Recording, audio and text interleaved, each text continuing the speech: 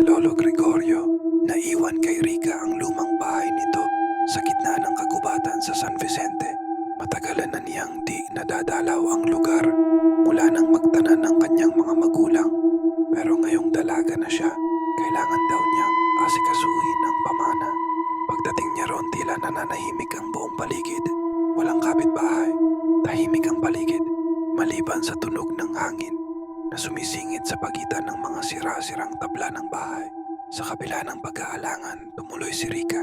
Ramdam niya agad ang bigat ng hangin. Parang may nakatingin. Sa lumang silid ni Lolo, may natagpuan siyang lumang baul. Sa loob nito may mga alahas na gawa sa kahoy, isang bote ng putik na may takip na dahon, at isang sulat. Huwag mong sirain ang mga panata. Igalang ang di nakikitang bantay ng kagubatan. Huwag kang magpagabi sa ilalim ng buwan. Napakunot noo si Rica. Pamahin bulong niya. Pero sa kuryosidad, isinabit niya sa leeg ang isang kwintas mula sa baul. Gabi, kabilugan ng buwan. Biglang lumamig ang paligid. Sa labas ng bintana, may mga ilaw na lumilipad sa hangin, tila mga alitaptap. Pero sobrang liwanag ng mga ito. Napatingin si Rica. Humabang siya papalapit.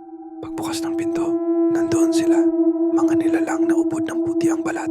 May mga matang walang itim. Matatangkad. Hindi sila nagsasalita, pero naririnig niya sila sa loob ng kanyang isip. Dinala mo ang hindi sayo.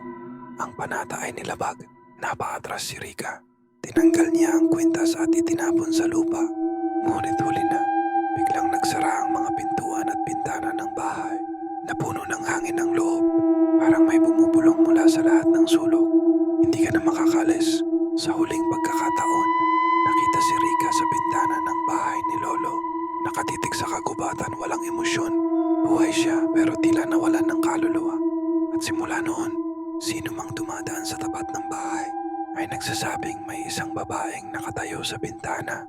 Gabi-gabi, tahimik, nakasuot ng kwintas na gawa sa kahoy.